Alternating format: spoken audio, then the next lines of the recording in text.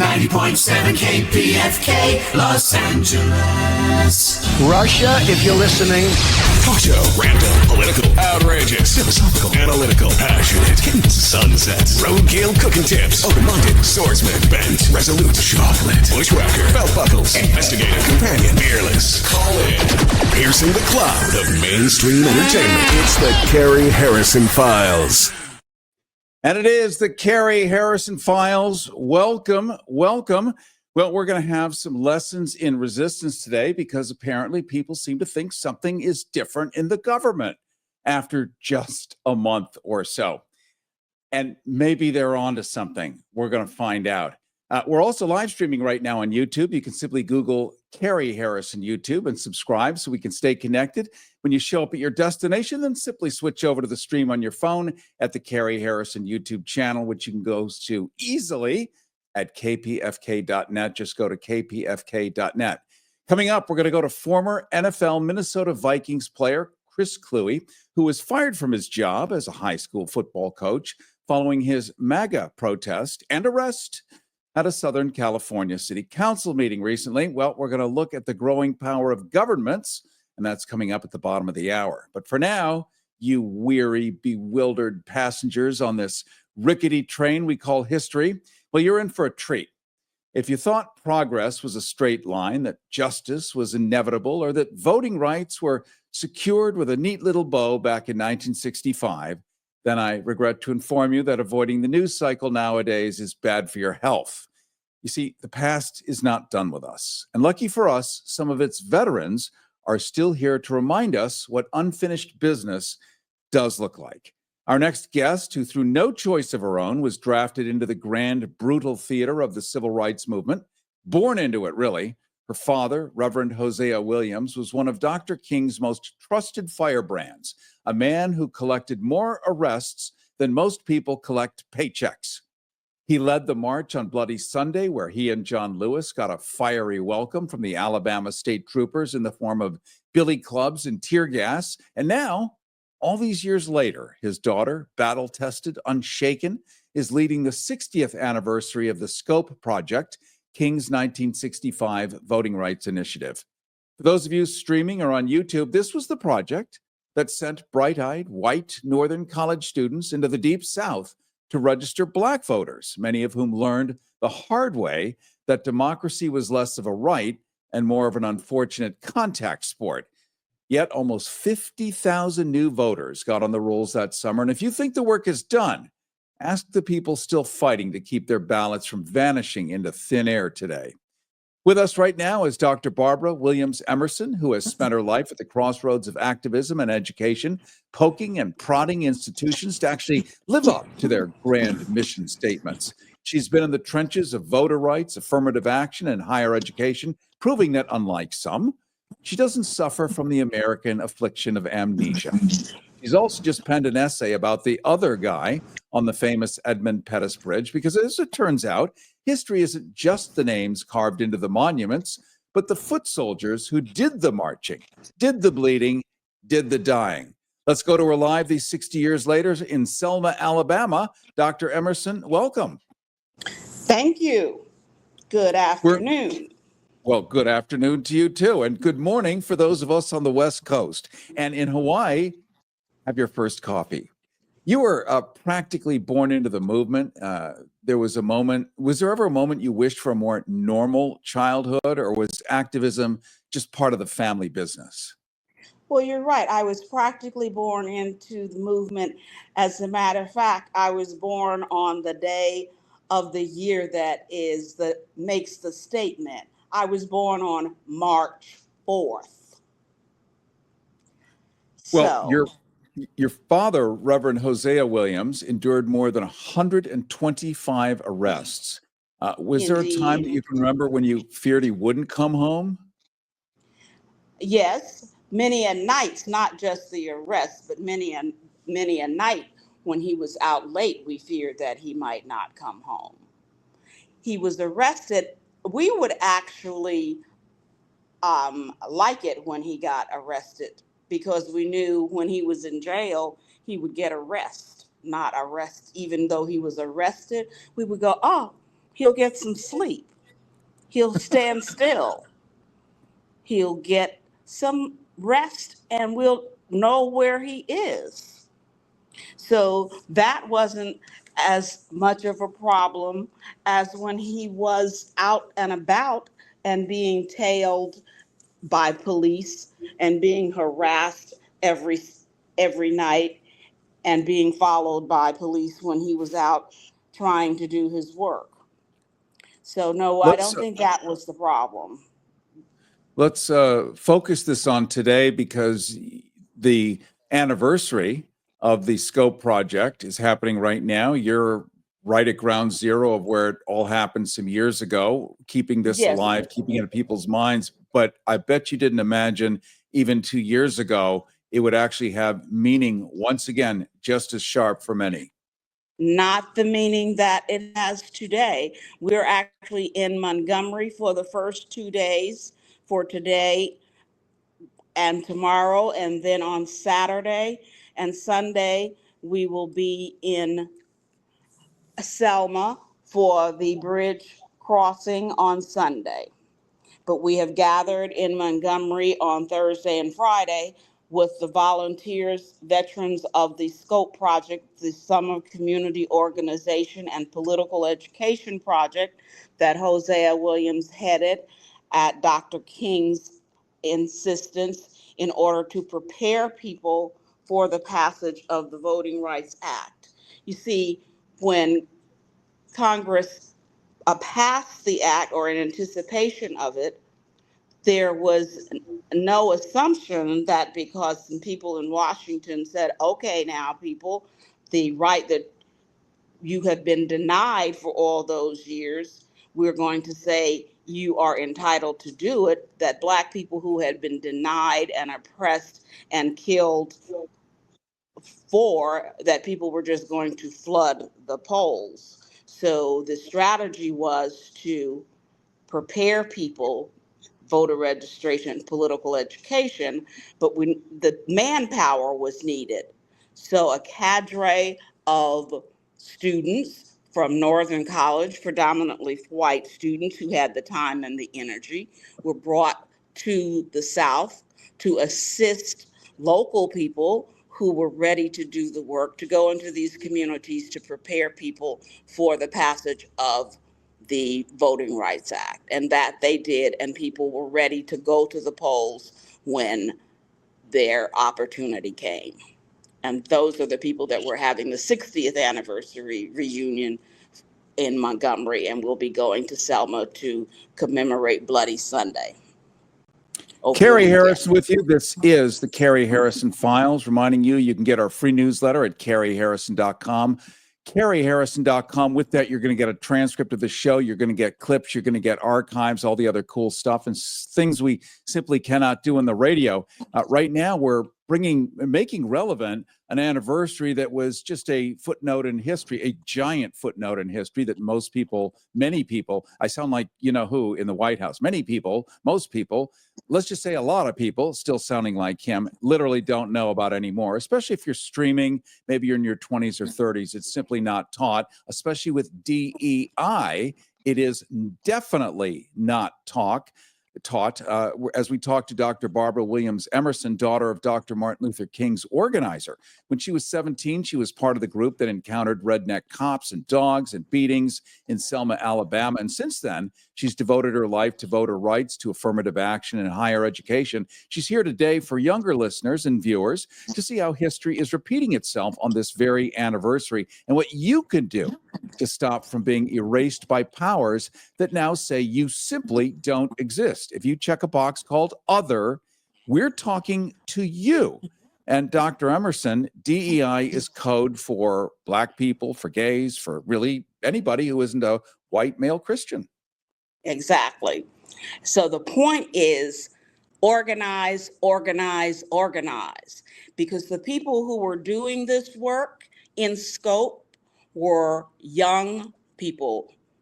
I was the youngest at 17, but most of the people who were in the project, none of them were older than 21. They organized, they joined forces with older people who were determined to make change. They provided the energy, they provided the legwork, and together they got things done. So don't sit back and say, "Oh, I wish I could," or "If I were older, I would do something," or that the older people, the older generation should do something. No, honey, you should do something. You should organize. It's your turn, because the changes that the president is putting into place, you will be the one that will suffer from these changes in the long run. You will be the one that there will be no such thing as Social Security. You will be the one that when you need health care, there will be no health care for you. You are the one that the college education won't be there for.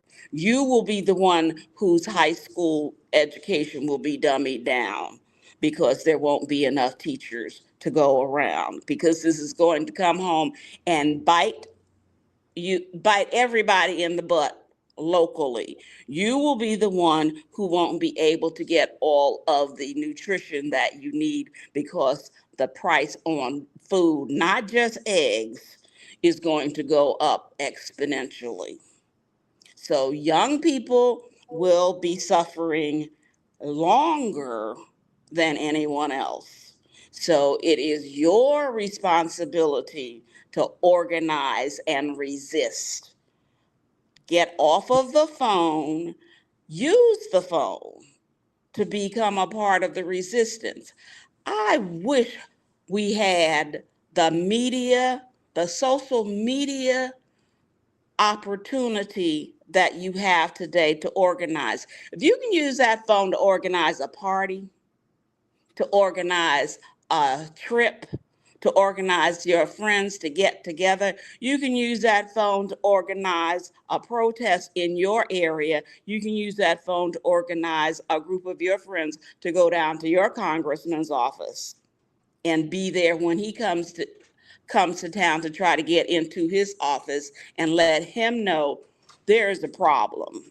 Even if when I was out there organizing people to register to vote, I was not old enough to register to vote myself.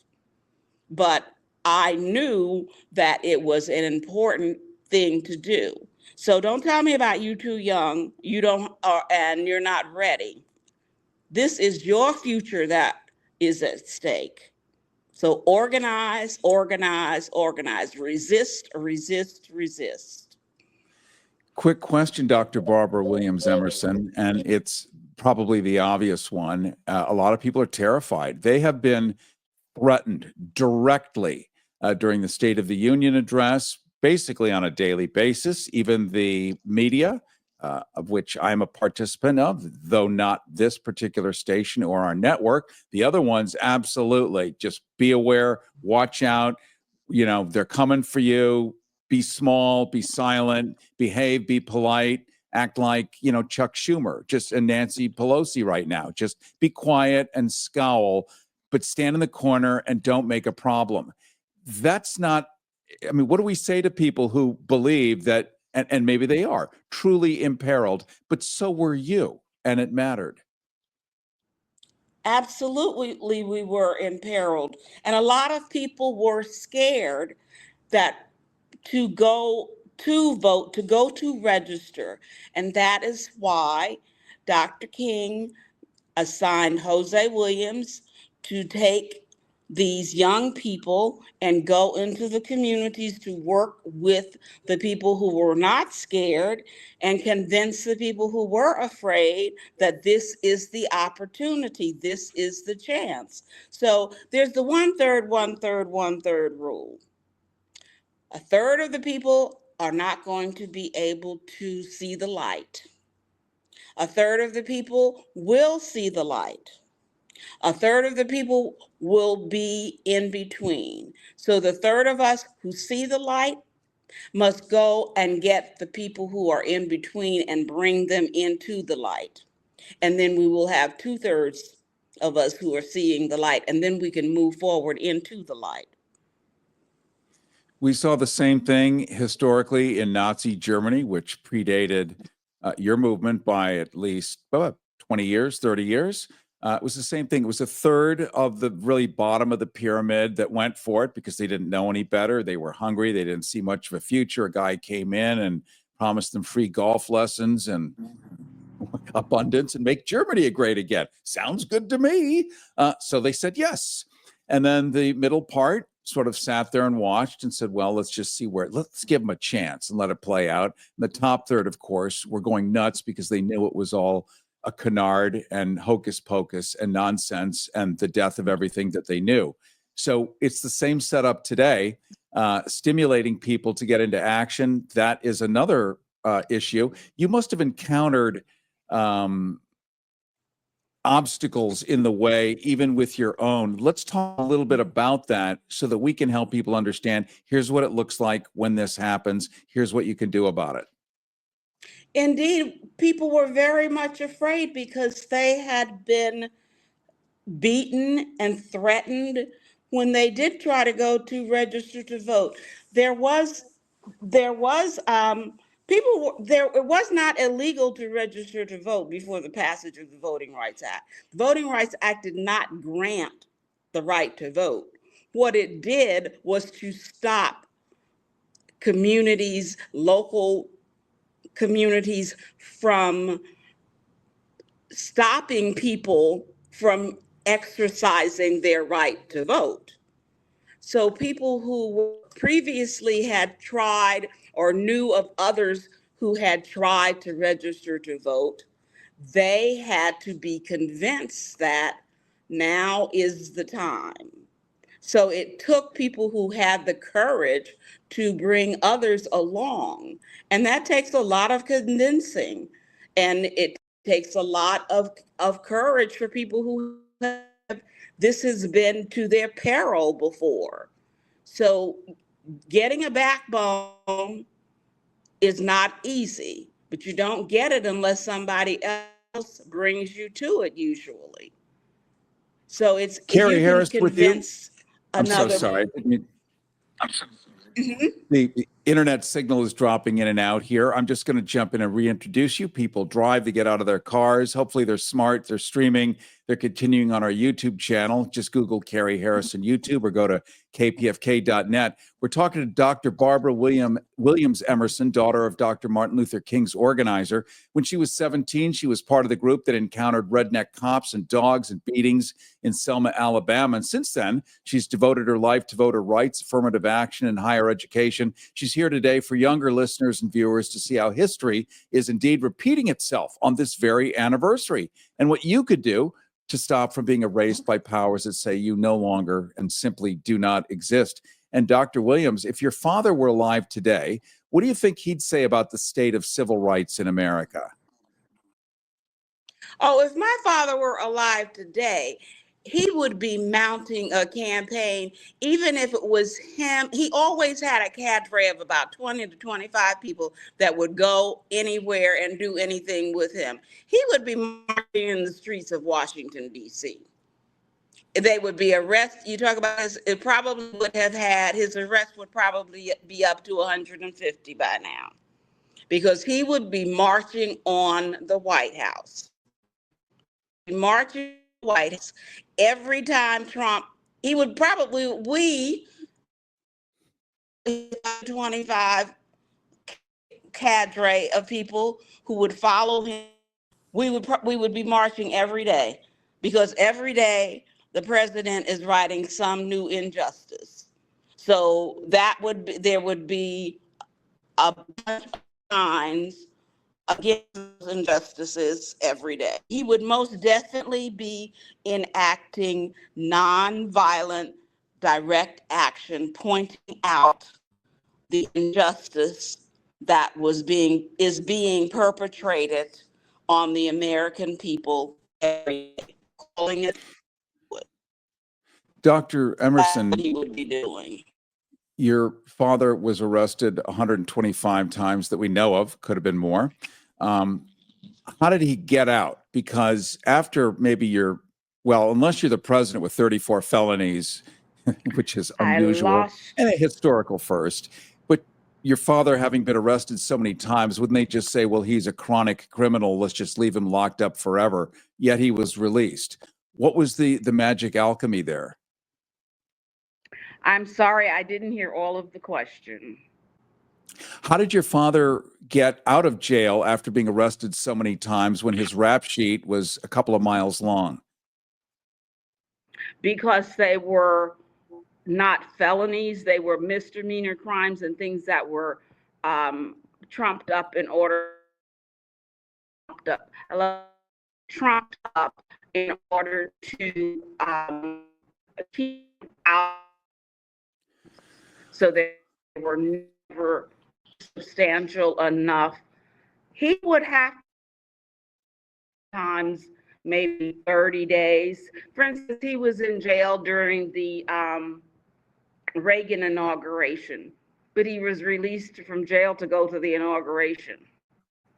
Those were the times, for instance, like I said, that we would be glad to say, we would say, oh, he's in jail, he's going to get arrest. He needs arrest. He would go hard for so long sometimes that he would literally need to go on a wellness retreat, and jail would be his wellness retreat. Well, this is in the time-honored tradition of Henry David Thoreau and other early folks in this country, your father included later on, Mahatma Gandhi, Dr. King. All of this thinking is uniquely American, and it's a really good opportunity to exercise this. Just a programming note, coming up in a few minutes, we're going to talk to NFL player Chris Kluwe of the Minnesota Vikings, who was arrested for standing up in front of city council and saying they ought to take down a MAGA plaque off of the public library, because the library is for the public, not just for one political sector. And a public library probably ought not be an advertising place for one political party. So he got arrested. We're going to talk to him about what that was like and what the lessons he has learned and what it's like to be brave in the midst of a tidal wave. We're talking to Dr. Barbara Williams Emerson, and we're getting some tips. Also, we've just gotten some comments on the YouTube portion. You can go to Carrie Harrison YouTube, also kpfk.net. And some comments are like, you need to pump up the numbers on this video. People need to see it and share it. So please do that, because Dr. Emerson was there and speaks not theoretically, but from real life experience. Born into the movement, grew up in the movement, raised in the movement, and you stuck with the movement. That's a good question. Why would you stick with the movement when suddenly you had enough food, maybe a decent car, a nice place to live, and Netflix? Because it became my career. I have a master's in community organization and planning from Columbia University, and I have a doctorate in administration planning and policy analysis. These are things that one can do and that will benefit movements. Movement is to bring about change. And that is what I chose as my career, to bring about change, institutional change. I used my setting primarily as higher education. But that is something that young people can realize, that to be an agent of change, you can do that in any setting, whether it is the health field or the educational field or the legal field or the computer field, because everywhere you go, there is some need for social justice, because there's nowhere in our society that we have reached equity, inclusion, and diversity. There is still a need. There is no field that I know of where those goals have been reached. And if there is not a formalized program in place, then it comes about by the people who are working in those fields to make it happen by the way that they practice policy in the way that they work. So that's what I did. I worked in the field of education, and in each position that I had, whether it was dean or vice president or provost, I worked towards having those as goals. And people say, well, how do you do that? How do you do it? Well, I maintain that you institutionalize and you reach diversity, equity, and inclusion goals the same way that you would reach any other kind of goal. When computers came into existence and technology became the goal of institutions, no one had ever done it before, but they figured out how to make that goal a reality because there was a commitment to do it. It's When the interesting, Dr. commitment Barbara Williams Emerson, Mhm. when we look at the recent halftime at Super Bowl, that was a snapshot of what America really looks like, which was absolutely diverse, inclusive. In fact, my people were not represented there because there just ain't as many of my people as there are everybody else. And so halftime at Super Bowl is generally the right litmus paper to dip in the water of reality. And so if you want to know and remember who you are and where you stand, watch that kind of stuff because advertisers make money on who's really out there, and they're showing you who's really out there. Let's end Dr. Barbara Williams Emerson with the most absurd excuse you've heard from people who don't vote. What is the most absurd excuse I've heard? Yeah, when people Is say, that well, I I don't don't. vote, it doesn't matter. I'm busy. Right. That's the most absurd excuse, is that it doesn't count. That it doesn't count. And my counter is, if it doesn't count, then why do people try so hard to keep you from voting if it doesn't matter? Right. And Why is the vote politics repressed? continue. If you don't participate in politics, it participates in you. So you can opt out all you want, but it's just going to grow hair and teeth if there's no resistance. So I think the take home that we're learning from you is that unless you push back, it's only going to get stronger and eat more. Exactly. Exactly. And there's going to be, the pendulum is going to swing. It's going to get better.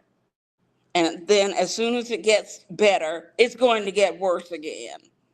So unless you resist when it gets worse, it's never going to get better. It's going to go back and forth. It's not a consistent forward movement so every time it gets bad, you have to resist the negativity in order to push it into the positive zone again. And each time it swings, it gets further in each direction. If you don't push back, it'll stay in the negative zone. Well, I So want to it's thank you for coming on today. And if you can do this and you're still doing it and you love doing it, then it must be a good thing. I'm 77 years old, so yes, I'm still doing it. Okay. So if you're 27 or 17 and somebody who's 77 has got more fire and in their gut, in their belly, and is out there fighting for you while you're sitting on whatever you're doing, if you're not thinking about resistance and somebody 3 times your age is, then please let's rethink that. I want to thank you so much for coming on today, Dr. Barbara Williams Emerson. You're in Montgomery, Alabama today, or Selma? In Montgomery today, we'll be going to Selma tomorrow morning. And this is the anniversary. You are the daughter of Dr. Martin Luther King's organizer, Hosea Williams. When you were 17, yes. You were part of the group that encountered redneck cops and dogs and beatings in Selma, Alabama. Since then, you've devoted your life to voter rights, affirmative action, higher education. Here today for our younger listeners and viewers to see how history is repeating itself on this very anniversary and what any of us could do to stop being erased by powers that say we simply no longer exist. Thank you for joining us today on the Carrie Harrison Files. My pleasure, Carrie. And my hat's off to you. And when I'm 77, I hope I have that kind of animated spirit.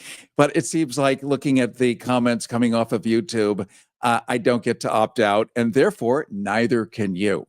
Reminding you, we're also live streaming right now on that very YouTube. You can simply Google Carrie Harrison YouTube and subscribe so we can stay connected when you show up at your destination. Simply switch over to the stream on your phone at the Carrie Harrison YouTube channel, which you can also easily find at kpfk.net. That's kpfk.net. Coming up, we're going to be talking to a former NFL football player who stood up for his freedom of speech, stood up for people he had never even met by the tens of thousands, and was arrested for it. We're going to talk about what that looks like, lessons learned, and how to move forward as we continue here on the Carrie Harrison Files. Listen, well, it's still legal. The Carrie Harrison Files. CarrieHarrison.com.